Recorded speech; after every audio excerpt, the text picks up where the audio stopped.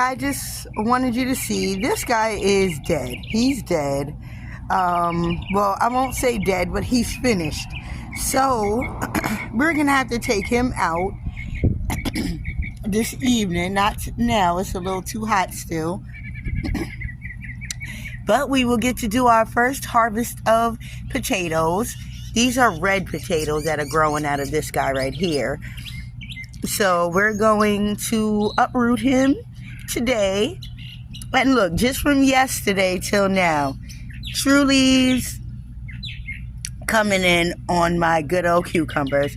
That's why I say it's so much fun. The next day you just find something new every day. And that's why I say grow something. It's not that hard. But we will be back to take this guy out of here because he's dead now. That's why he's turning so yellow. But learn your plants and grow something.